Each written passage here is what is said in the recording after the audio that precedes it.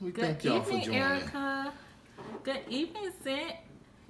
Good evening, Marvin. God bless you. God bless you, Catherine. Thanks for joining, everyone. Thanks for joining. Good evening, Liz, Elizabeth. Good evening, Erica. We missed you guys too. Good evening, Victoria. Angie, hey. Overcomer Nation, stand up. We missed you guys so much. Thanks for joining. Good evening, Trevor. Thank everyone for joining. Victoria. Yes. Thank everyone for good evening, Elizabeth Horton. Good evening, Sharon. Thank you for joining. Thank you for joining, Pudgy. Maurice. Good evening, Unique. Good evening, hi, guys. Unique. Amy. God bless you all. Thanks so much for joining. We are happy to be back. We missed our Overcoming Nation. Yes, so much. It's been a minute. Hello. Hey, Trevor. Hey, Unique. God bless you all. Listen, as you are logging on, go ahead. You know what to do. Comment Overcomer. If we know that you are an overcomer, let the world know that you're an overcomer. Go ahead and comment Overcomer for us. Invite some of your friends. Share the broadcast. Good evening, Joy. Yes, Joy. Hey, thanks so much for joining. Good evening, Cecil. Good evening. How you doing, classmate? God bless you all. Thank y'all for joining. Listen, while y'all are signing on, type Overcomer. And also, we want to use your influence a little bit tonight. If you wouldn't mind sharing this broadcast, because we're going to talk about some things that we believe that will help some people. So if you don't mind just sharing the broadcast to your friends. Yes. And allow them to listen in on this broadcast. Yes. Good evening, Wanda. And hey, cuz, my baby cuz is joining us tonight. Travana, thanks for joining. I missed a few people, but I saw you logging on. Thanks so much. Good evening, Pastor Fryson. God bless you. Thanks for joining. Good evening, Pastor Fryson. How you doing? Good to see you guys as well. We missed all of you. We missed our Overcomer Nation. Yes, we really do miss y'all. Yeah. And we pray y'all missed us too. Good evening, Amanda. How you doing? Yeah, we pray we missed y'all missed us too. Good evening, Angie. Overcomer. Yes, we have the power to overcome anything. That power lives on the inside of us. So we thank our Overcomer Nation for joining us on this evening. I hope that everyone's been doing well. I pray that each and every one of you have been doing well, been doing just fine in your body, in your physical bodies, in your spirit, in your emotions. And we're just happy to be back on tonight. Yeah, we're delighted to be back on tonight. We were debating when will we go back on, and tonight is the night. And y'all know I'm dedicated to this because the final two is on tonight. Oh boy! So you know I'm dedicated to this. When I'm going to ignore that until we finish our show. Oh, well, isn't that special?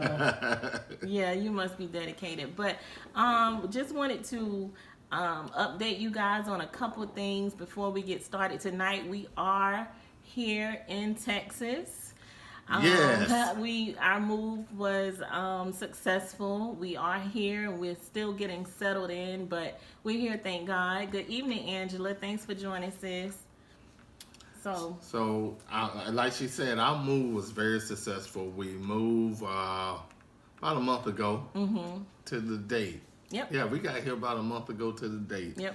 And we're getting settled in. We're still getting settled in, but the move was great. Yep, the move was great. And so I want to personally thank everyone who have been praying for me and praying for my family, and for your condolences and your words of encouragement as we are still grieving the loss of my brother Connor Sumter. Everybody know him as Big, but you guys were amazing. You guys were awesome reaching out to me during that time, and I just want you to know that it did not go unnoticed. I still feel your prayers, and I just ask you to continue to keep my family and myself in your prayers as we as we are still going through grieving the loss of my brother. But nonetheless, we are pushing forward. We are moving forward Yes. with our assignment to Conversations with the Cobbs on tonight, as we promised that we would be back on this evening, April the 2nd. And so we wanted to keep our promise in the midst of it all, and God's grace is definitely sufficient. I am an overcomer, and I know that greater lives on the inside of me, and so I'm just a testament and manifestation of tonight, of tapping into that greater to move forward and doing what God has called us to do. And one of the assignments is Conversations with the Cobbs. Conversations with the Cobbs. Where we have all kinds of conversations dealing with relationships, marriage, love, lust, yeah. all of that, and then some. And on tonight, we are talking about, drum roll, convenience, comfort, or commitment. Which one are you? Are you a convenience? Are you just convenient? Are you in a comfortable state? Come on. Are you committed? That's something for you to think about, and that's going to be a conversation that we want you guys to join in on with us tonight. In your comments, comment your thoughts, your questions, your feedback as we go deeper into this topic: convenience, comfort, or commitment. Yes. Are they committed to you, or are you just convenient to them? Or have you just settled in and you just got comfortable together? Yeah. You know, relationships, there are so many levels to relationships. And sometimes you can be in a relationship with one person and you're thinking it's one thing, and they think it's totally different. Totally different. And so you're not quite on the same page. Yeah. And that can be a problem. And that can be dangerous. Very dangerous. It leads to a lot of heartbreak. It leads to a lot of misunderstandings. And so tonight we want to just dig a little deeper, give some more clarity on each one of those. The convenience, the comfort. Are you just comfortable or committed? Or committed. Come on. Everybody have had a relationship. I'm going to say everybody have had a relationship where they were all in and the other person were not. You weren't quite all in. And you understand how that thing can hurt. You understand how that thing can be devastating. And you understand how that thing can be so deceitful.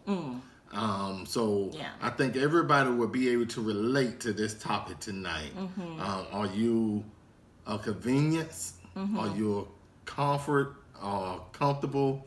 Or are you committed? And so I'm just going to briefly give you a quick definition of the word convenience. Convenience, according to the dictionary, it means suitable or agreeable to the needs or purpose. Easily accessible. I want to say that one more time. Easily accessible. So with that being said, convenience equates to easy.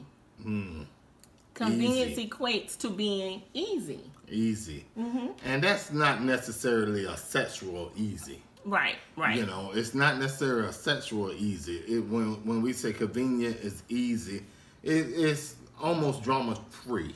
It's like you're there. You're convenient. A convenient store is one that's nearby. Is one that's very accessible to get to. It's one that you can pick up items that you need on a spur of a moment and go right back home. It's convenient. It's right there. Yeah, it's also convenient. You can drop in and you can pick up a few things while you're on your way to a destination as well. So you know, you saying easy as far as it being drama free, which is I can get with that. You don't necessarily bring too much drama to the relationship. You allow them to just kind of drop in and be and then keep it moving. But what about, you know, being easy, knowing that they are on their way somewhere else? You are that side chick. You know, you are that booty call. You're not necessarily the comfort or the commitment. You're the convenience. You're easy. You're accommodating. You don't make any, you make yourself readily available to them, for them, wherever, whenever they choose to want to step to you. They choose to want to call you. They choose to want to say, hey, what's up? Yeah, and another thing is when we say easy, I mean that you don't have to put no work in. No work in. You don't have to do nothing special. What it is, what it is. So you don't have to take them out to dinner. You don't have to take them on a date because they're convenient. You don't have to go through any work. You ain't got to put that work into that relationship because it's already there. You know what it is. Yeah, so what I hear you saying is when you are just a convenience, they don't have to invest.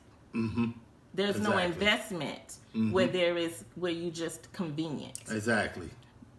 Okay. So that convenient there, you know, it is what it is, and a guy or woman ain't gonna put too much work in when they know they're with somebody of convenience and they haven't committed to that person yet. They're gonna hold back. They're not even gonna get emotionally involved. They're just gonna go. They may get physically involved, but they're not gonna go with their whole heart in because they know that this is just something I'm just doing. So tell me, why would some people be okay with being the convenience, just being convenient for another person? Some people are lonely. So if you're lonely and somebody's willing to be with you, then you would settle for that person just for the time that they are able to give to you. Some people have been hurt, and this person is saying all the right things. You know, they're saying all the right things, but their actions are not lining up to what they're saying. What their words. So they're living with lip service and not having foot to go with those lips. You know, their feet ain't moving with what they're saying. You know, there's no action behind what they're saying. Yeah. Okay. So you believe, and then you know, some people love a project. Some people love a project. They love to put somebody together. They love building somebody up so they can tell somebody, look, this is what I done. I took them when they were nobody and I made something out of them. You know, some people love that project that they are building, so they'll settle for anything. They'll settle for something beneath them because they feel like that they can make something out of them. Yeah. Well, you know, then you have those people who feel like they're only worthy of just that little bit of time, that little pass through, that little drop by, come through and keep it moving, being the convenience. Some people feel like that's all they're worthy of. So that speaks to a level of, you know, the two words that we hear so often, or three words: low self-esteem, low self-worth, not recognizing that you deserve and you are worthy of more than being just a convenience to another person, being so accommodating. And I think sometimes a lot of people become convenient out of fear. Just out of fear, like you said, of being alone. Fear of being alone, and not recognizing that sometimes it's better to be alone than to sell yourself short. Sometimes it's better to be alone than just to be that drive by for someone. And being alone don't mean that you're lonely. Right.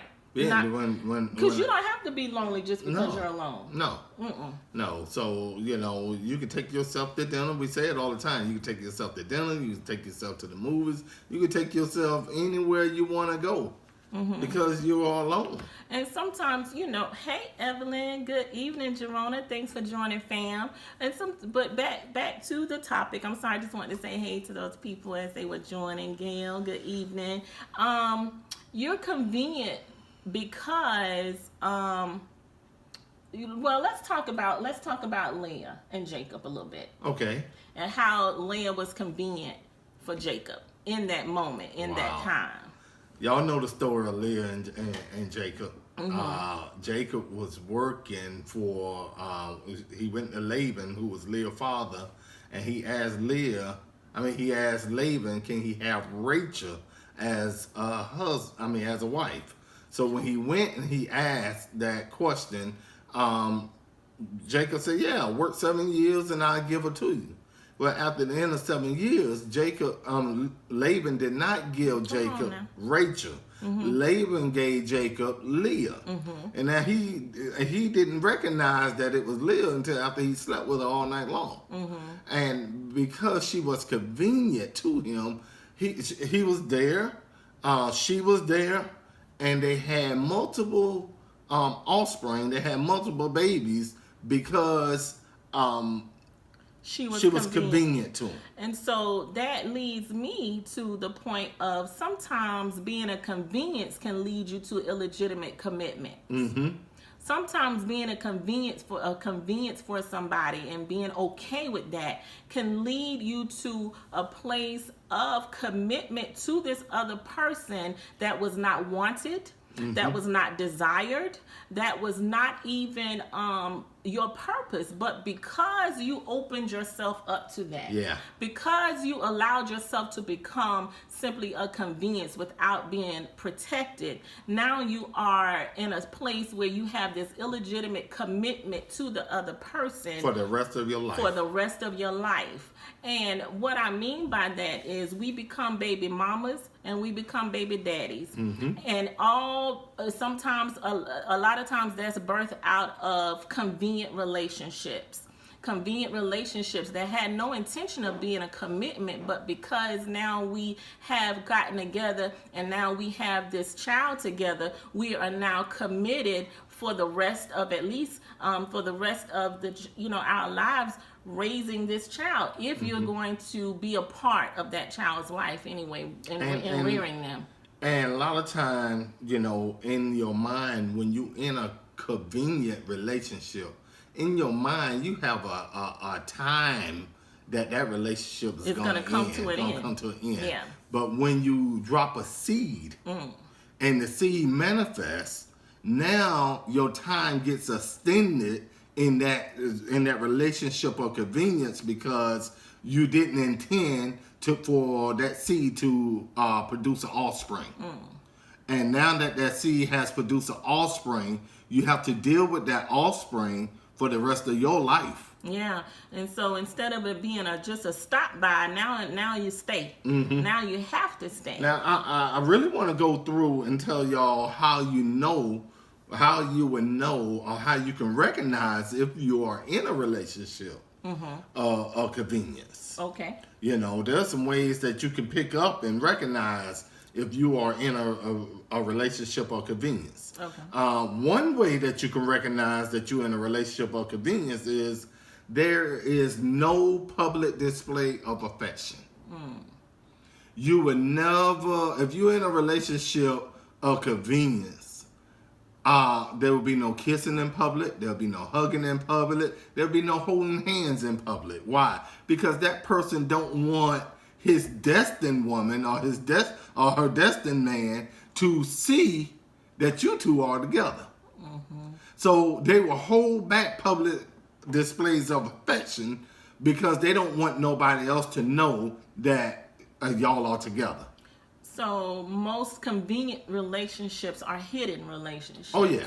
They're hidden relationships. They're behind closed doors. You are good enough to be with them when the lights are off. You're good enough to be with them behind the closed doors, but you're not good enough for them to be with you in public, for the world to know that you are together and that this is who I'm going to be with. Exactly. The second thing that I want you to recognize is that the person will never get to know you on a deep level. They will only be on the surface. Superficial. Yep, they will get to know you on the surface, but they will never ask you deep questions about yourself. They will never reveal deep things about them. They will only get to know you on the surface because they don't want you to get emotionally involved and then make it harder for them to leave you, because now they understand that they have to break your heart to leave. Yeah, but how many of you know it's hard to, pretty much even impossible, to be physically involved with someone and not develop an emotional connection with them. So not only do they just want to be involved with you on a surface level, they just want to be physical with you. And just to keep it plain, they just want your body. They don't want anything more than that. They don't want to understand your intellect. They don't want to connect with your spirit. They don't want to know more about your soul, your thoughts, your feelings, your where you want to go in life. They don't want any of that to do with you. They just want to keep it physical, and they want to keep it moving. That's the gist of a convenient relationship. There's no commitment. It might not even, we haven't even gotten to the comfort yet. No. We'll get to that in just a minute. But most convenient relationships are based on a physical attraction, a physical situationship, if you will. Let me go forward. Okay, they don't care about where the relationship is going. They have little cares about where you're going to be 5 years from now, because they don't intend to be with you five years from now. So when you start asking questions like, hey, where do you see us in 5 years? They will elude the question because they don't really see themselves with you. They see different things, but they don't really see themselves with you. So you're not in their equation 5 years from now. So they will elude that question. They won't even get to it. Yeah, they won't be real. They won't give you an honest answer. They might give you something just to make you think that they answered you. But if you give their response some thought, you'll realize, you really didn't say much just now. You just kind of gave me some quick talk. Yeah. So they're not concerned about you. They're never concerned about you. You can ask them, hey, how was your day? And guess what? They'll tell you about their day, but they probably would never ask you about your day. It will be one-sided. They're not very much concerned about how your day was. They're only concerned about them. Yes. Only concerned about them. And that's a problem, especially if, you want more, you're desiring more. That should be a problem for you. Let me give you the last one. You ain't going to meet that family. I'm telling you now, you're not going to the family barbecue. You're not going to the family reunion. You're not going to the cookout. Now, if you move up to the comfort level, they'll take you to the family. But as a convenience, you're not going to all that. No. You're not going to the barbecues. You're not going to the girl or the guy you with, cousin, baby dedication. You're not going to church with them or anything like that. Yeah. That's not happening. That's not happening. You can hang it up and just forget about it. You might be desiring to, and you might be wondering, when am I gonna meet the family? Yeah. When? And not only will you not meet their family, they're not gonna be interested in meeting your family either. Yeah. They will not have an interest in meeting your family. No matter how physically attracted they are to you, no matter how well you guys get along for the few hours that you're together in the dark, you are not going to make it to the family reunion. No, there will be no electric sliding at the family reunion. Not together anyway. No. You'll do it at your family reunion, they'll do it at their family reunion. But doing it together, nah, that ain't going to happen. No, that's not going to happen. That's not going to happen. But let's talk about comfort. Okay. Let's talk about comfort. What's the definition of comfort? Comfort is relief in affliction, consolation, to soothe, to console, or reassure, to bring cheer to.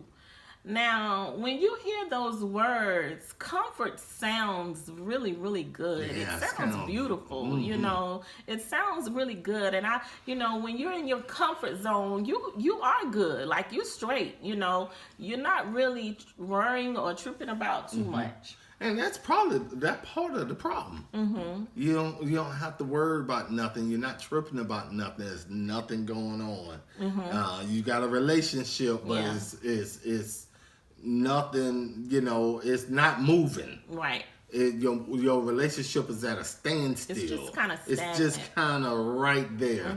You know, you don't want to leave because you're comfortable together. You don't want. You really don't want to. You're staying because you know the person, but not necessarily you want to be with that person. Yeah.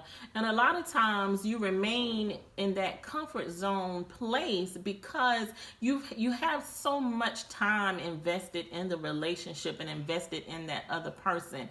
And like he said, you know them very well. They know you very well. You know, if it ain't broke, why fix it? Let's not rock the boat kind of thing. And, you know, it's all good to an extent, but you're stagnant. Yeah. You're not really putting that thing that makes somebody better. You're not putting that into the relationship. You're not trying for your relationship to go to the next level. Right. You're just comfortable right where things are. Don't rock the boat. Don't shake the boat. Just, hey, we got a smooth ride. There ain't no waves coming. There's none of that coming. It's just a smooth ride. You riding in a Lincoln. Yeah. Yeah, and so the problem with that is in a relationship that, you know, it can be okay for a while. But I don't know about you. I like to grow. I like to be evolving. I like a challenge. I like to become better. And so when you're in that comfort place in your relationship, there is no growth. There is no betterment. You just together. Yeah. You're just together. And it may seem as though things are all good because you're comfortable together, but comfort doesn't always mean good. We can be comfortable in dysfunction as well. Yes, We can Lord. become very comfortable in toxic relationships, especially when that's all that you know. And you'll feel comfortable right there because you don't want to learn nothing more. You don't want to learn something better because learning something better means, guess what? I have to change. Right. And I'm not willing to change. So I'm going to find somebody who fit me in my mess. And they who are willing to deal with me how I am, so I don't have to evolve to become a better man. You don't have to evolve to become a better woman. We can just stay the same and be okay. Right. Absolutely, Elizabeth. A lot of people are afraid of the unknown. And so they stay with what they know. Not because it's good to them, not because it's good for them, but simply because that's all that they know.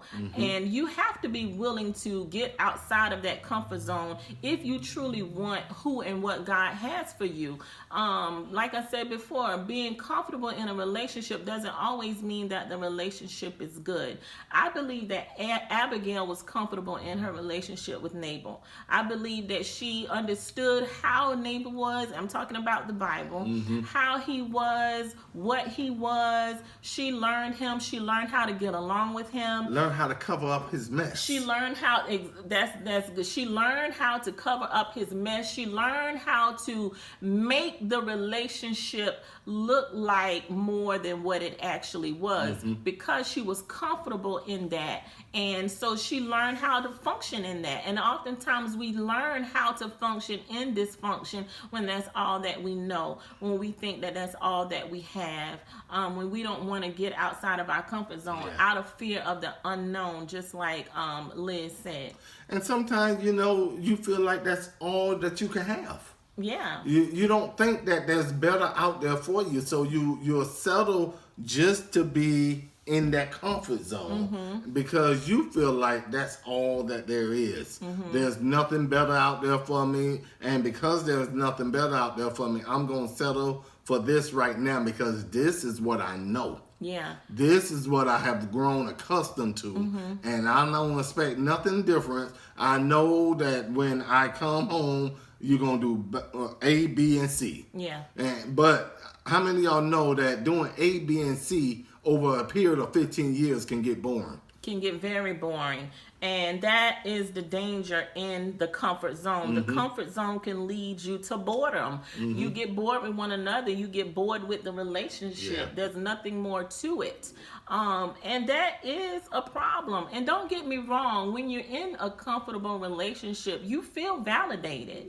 You know, you feel purposeful. You know your place, and you know what's expected of you, and you know what not to expect of the other person, which, you know, when you get to a place where you don't expect much of the person you're in a relationship with, that's not a very good place to be in your relationship. Yeah. So how do we know whether you're in a relationship of comfort? How do you know that? Let me tell you a couple ways. Fulfillment versus indifference. You know, you already feel fulfilled. You're not expecting anything new. You're not expecting anything more. You're at a place of fulfillment. Like, I have accomplished everything I want to accomplish in my relationship. Look, a lot of people get there as soon as they say I do, because that was their goal, to say I do. But after that, you have to continue to do. Right. After that, you have to continue to do more. Absolutely. And because you're at a place of I just want to get married. After I got married, I'm at a place of fulfillment. And because I'm at a place of fulfillment, I'm not looking for nothing else. Yeah. I'm not, and when I say looking for nothing else, I'm talking about in the person that you're with. I'm not expecting that person to evolve. I'm expecting the same thing every day. One of the things that people say when they get married, which is the craziest thing to me in the world, is don't change. Don't change. Well, really, in my opinion, we both should be changing. We both should be evolving. We both should be getting better. Absolutely. And if we're getting better, then we're changing. It should be an evolution.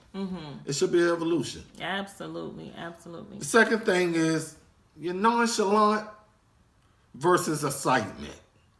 You have gotten to the place where you're nonchalant about life. You know, a lot of people don't even get excited when their spouse comes home. Oh, that's what you were looking at?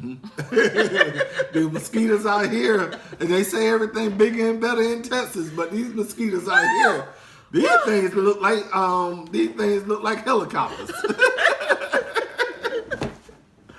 Oh boy.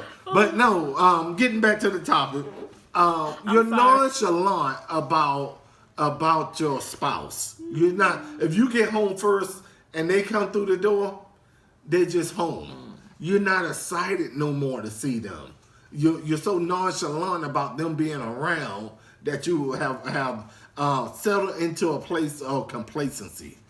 And because you're complacent, you stop doing the things that made them smile. You stop doing the things that made them laugh. You stop doing the things that make them want to wake up next to you every morning, because you're in a place of complacency and you don't want to do nothing extra anymore. Yeah. You don't even buy little gifts for them anymore. You don't take them shopping no more. You don't do any of that stuff anymore. Yeah, speaking of which. Girl, please. What have you done for me lately? Every time I see you, you on your phone. I'm on my phone. Ordering something. Okay, moving right along. What's that mean? Moving right along. What's this package? So being comfortable in a relationship. We had some good comments here. Evelyn says settling is more like battling with different demons. Yes. Yeah, and Unique says you can definitely outgrow that comfort, especially when you want more out of life. Absolutely. Yeah, and getting to your neat comment, that's my third point. Stagnation versus growing. You know, your relationship is stagnant instead of growing. It's not going to the next level. It's not going anywhere. It's just stuck. It just is what it is. It's like if you ever got your tires stuck in some mud, you just spinning. You're not going anywhere. You like that hamster on the wheel. You're not going creating nowhere. friction. Yeah. But you're not going but you're not going anywhere. And that's Yeah. good. You're creating friction. And eventually, because of you so confident, it's going to create friction because somebody going to want more eventually. Yeah. Somebody's going to want more out of the relationship. Somebody's going to want more out of the individual. And this is why it's good to know, or good to, know who you're with. Do they have the capacity of fulfilling all of who you need them to be, and do you have the capacity to be all of who they need you to be? Sometimes becoming comfortable means there is no challenge. There is no challenge in comfort. There is no challenge in comfort, and when you're not challenged, you're not growing. No, not at all. And that is so important. It's so important for your spouse to make you better. It's so important for your spouse to push you to be the best person that you can be. Right. Why would you want to be with somebody who don't want the best you that they can give you? So I always want my wife to push me to be the best me that I can be. Don't push me to be somebody else, but get everything that God has placed in me out of me. I owe it to her, and she owe it to me to do that. Right. To get the best me out of me. So don't become comfortable in your relationships. Yeah, it's good, to love who you're with and to love who you are, but don't be afraid of being challenged. Don't be afraid of growing. Don't be afraid of evolving. And it's something that the two of you should be doing together, because like one of the comments said, it's very easy to outgrow the other person. It's very easy to when they're just stagnant, they're not bothered with developing in any way, shape, or form, but you are, then you can get to a place where you outgrow them. Yeah. And then you're looking at them like, they're looking at you like, who are you? And you changed. Right. And it's like, yeah. And you looking at them like, why haven't you? Why haven't you changed? Yeah. So that's what it looks like in comfort and being comfortable. Yeah. So the last one we have for you tonight is being committed. Commitment. What do that look like? Commitment. How is that? Well, commitment, according to dictionary.com, means to give in trust or charge, to co-sign, to pledge. This is the definition I like. To pledge oneself. To pledge oneself. And I'm just gonna leave that right there, to pledge oneself. Yeah, I like that one too. Yeah. Because basically that's what you do when you take the marriage vows. Yes. You're pledging, you're making a vow. And what a lot of people misunderstand about the marriage vows is this. You're not making no vows to the person, only to the person that you are marrying. You're making no vows to God first. Before you make those vows to the person you're marrying, you're making them to God first, then your spouse second, and then the cloud of witnesses that showed up to your wedding. That's why most marriage licenses, you have to have a witness to sign. Not in the state of South Carolina. But most states make you have a witness to sign, because that person is co-signing on the commitment that you made to that person, that vow that you made to that person. You have to have a witness to sign. So it's three people. The reason why when you testify in court that they ask you to put your hand on the Bible is because you're supposed to testify as if God himself saw that. So they make you put your hand on the Bible to tell the truth, the whole truth, and nothing but the whole truth. So help you God. So you can testify as if God himself saw what happened. You're going to tell it as if God was telling it. So committed relationships. Let's talk about, what does that look like? A committed relationship look like this. You're going all in with thoughts, words, and deeds. It means that everything you're thinking about your spouse too. You're not going to make a decision and not consider how that decision that you're making might affect your spouse, might affect your family. When you are in a committed relationship, you will always consider the other person. You're not just going to make a decision just for yourself and not consider the other person. Right. Right.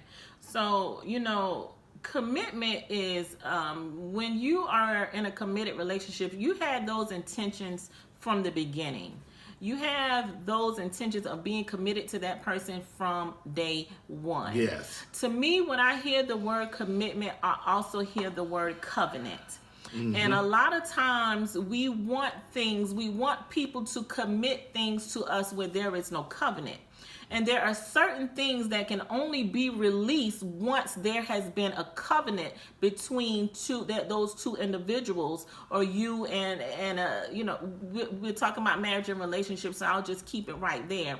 There are things that we want out of relationships that are only going to be released when a covenant has taken place. Come on. And it's not that person does not have the ability to give you those things, to be that person for you or to you. It's just that is caught up in the covenant. And until you release that covenant, until you make that covenant, make that connection, that commitment, that covenant with the other person, it's going to be locked up. It's not going to be released until there is a covenant in place. So when I hear the word commitment, I also hear the word covenant. And where there is no covenant, certain things should not or will not be released.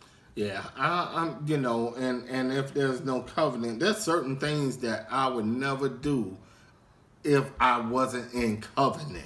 If I wasn't in covenant, I'm not putting my wife on my bank. I'm not putting a girlfriend on my bank account. Right. I'll put a wife on my bank account. Right. But I'm not putting a girlfriend on my bank account. Right. I'm not putting a girlfriend as my beneficiary. I'll put my wife down, but I'm not getting an insurance policy and leaving it for a girlfriend. I will do it for a wife. Why? Because that covenant that I have made require me to do so.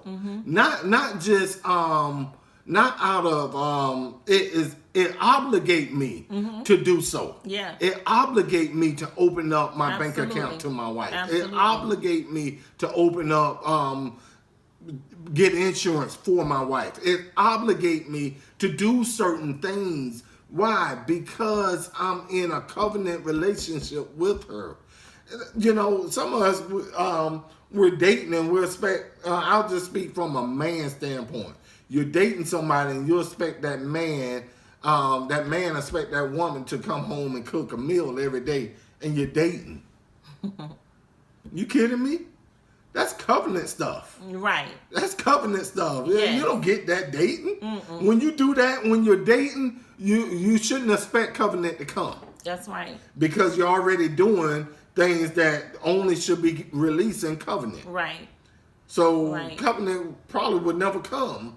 Yeah, and the reason why a lot of people go ahead and just stick with the convenience is because they don't want to make the sacrifices that come along with the commitment. When you are committed and when you are in covenant with someone, it requires sacrifice. You have to sacrifice your resources. You have to sacrifice, you don't want to be emotionally available to that next person. But guess what? When you're committed to someone, you have to allow your emotions to be available to that other person. You don't want to sacrifice your time. But guess what? When you're committed and when you're in a covenant with someone, you have to share your time with that person. Commitment and covenant requires sacrifice. Yeah. But when you're just a convenience, they're not giving up anything. You're on the end of being accommodating. You're the one giving up. You're the one making the sacrifices when you're just a convenience for them. So you have to ask yourself, am I worth the sacrifice? Yeah. Am I worth the sacrifice? Am I worth the commitment? Am I worthy of the covenant? And the covenant, I want to deal with this for a little bit. When you honor covenant, it's a form of worship to God. Absolutely. Remember I told you now, covenant only happen because you make covenant with God God first, first. and then that person 2nd. So you make that covenant with God, and when you honor that covenant, it's a form of worship with God. And you cannot have worship without sacrifice. Absolutely. Let me give you scripture on that. You cannot have worship without sacrifice. We have worship today because God made the sacrifice and we sacrifice our time.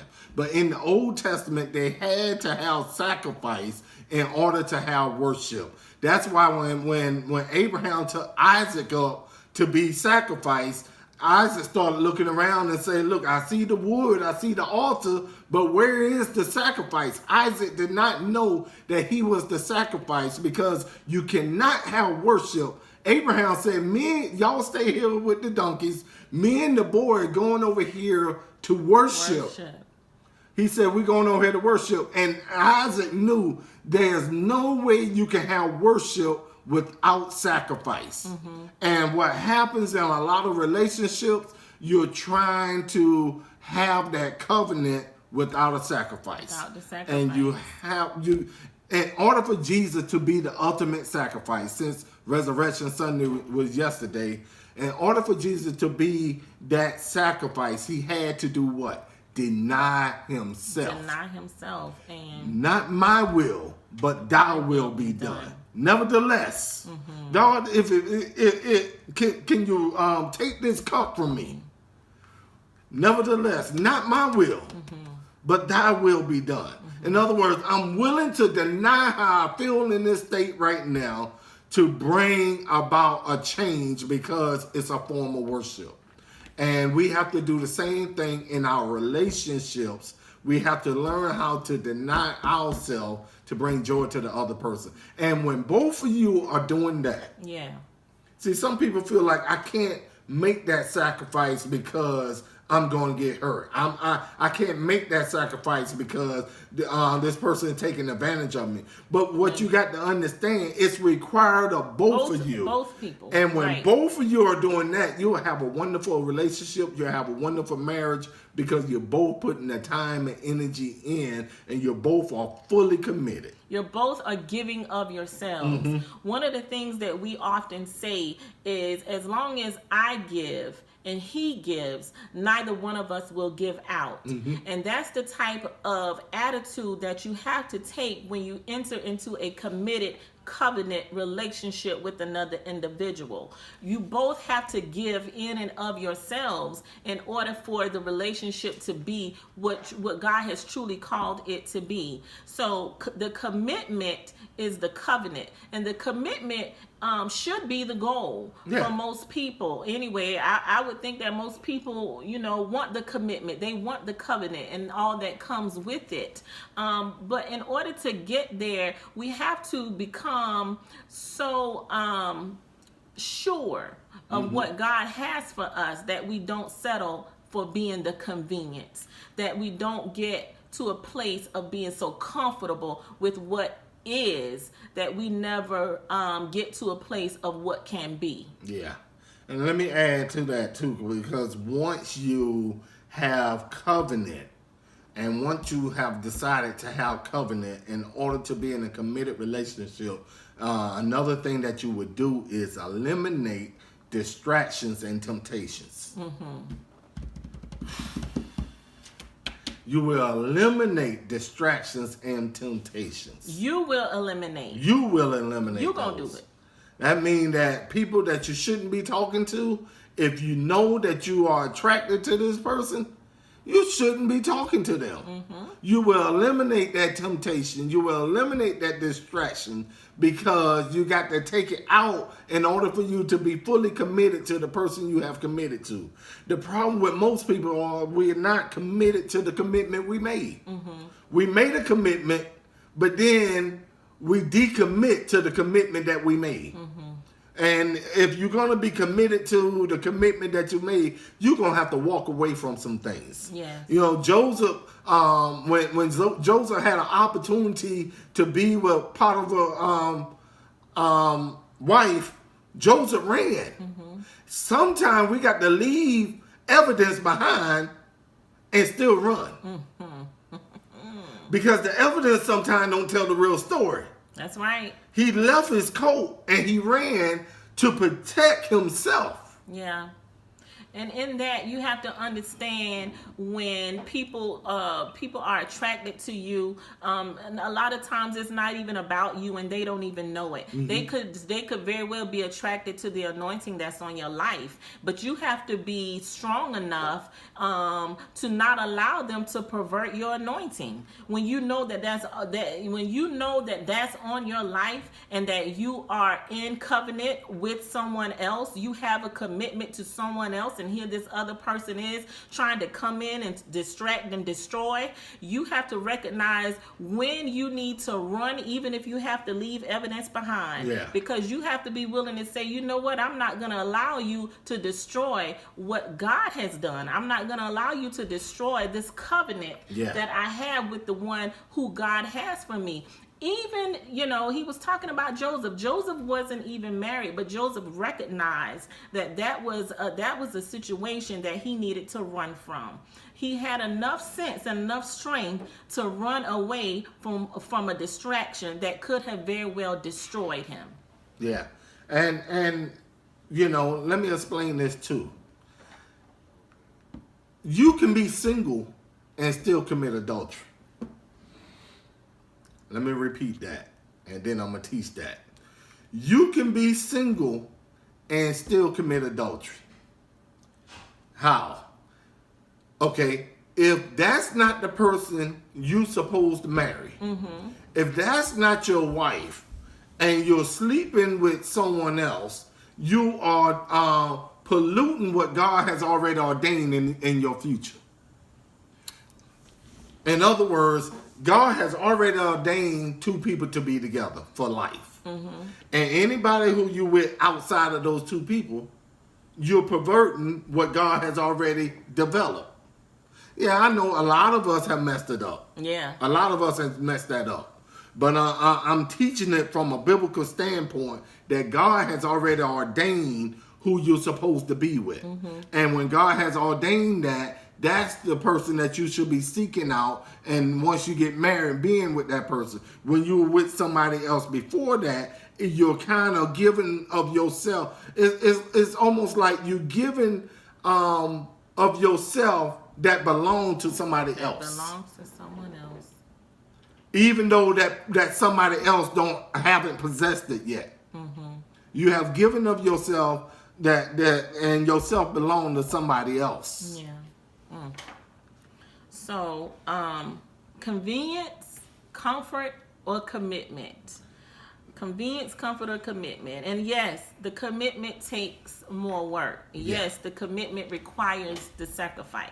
But it's worth it. But the commitment also comes with so many benefits. The commitment comes with a lot of benefits. The commitment comes with a covenant, and it comes with a release from God that you cannot otherwise get. There are some things that's caught up and locked up in the commitment and in the covenant that will only be released when that commitment and covenant happens and takes place. So I want you to know that you have a choice. You don't have to be the convenience. You have options. You can opt not to be an option. When you recognize who you are and whose you are, you do not have to be the convenience, and you don't have to settle for being the comfort or settle for just the comfort zone. You have to understand that you do have options. Yes. You do have options. And you have to make sure that you make good decisions. Yeah. Make wise decisions. Pray about everything. Be led of the Holy Spirit. Don't just settle for y'all like to call it intuition. Your intuition will fail you, but God will never fail you. And it's not easy. I'm not even about to sit here and say that it's Lord, no. easy. It's a lot of work. It's a lot of work. And when my husband and I first started dating, I knew I had already had my mind made up that I was not going to be a convenience for him, and I was not going to make it comfortable for him, because and she did not make it easy for him. And I did not, and because it wasn't convenient. He lived in Charleston, I lived in Columbia. So guess what? He had to get his Durango on 26 whenever he wanted to see me. I was not making it easy for him. I was not saying, oh, don't worry about it, I'm coming to Charleston this weekend. No. I was at a place in my life where being the convenience just was not an option for me. I didn't make it comfortable with him for him either, because anybody who know me ought to know that, I can be a challenge. I can be, what? Talking about no comment. That's right. Ain't no need to comment about it. It's the truth. So what I'm saying here, ladies, is you have to be willing to not make things, not be so accommodating, and not making things so comfortable for him before the commitment or before the covenant happens. Because when the covenant is the goal, then you have to. Thanks for this. I am going to. We're good, Angie. When you make yourself convenient or make it too easy for him, then you're just allowing the possibility of what God has for you to just kind of pass you right on by. Yeah. So, and you have to be in tune to God. You so you have to be. The right and trust person. me, if he believes or if she believes that you are the one, then they are going to be willing to put in the work. Yeah.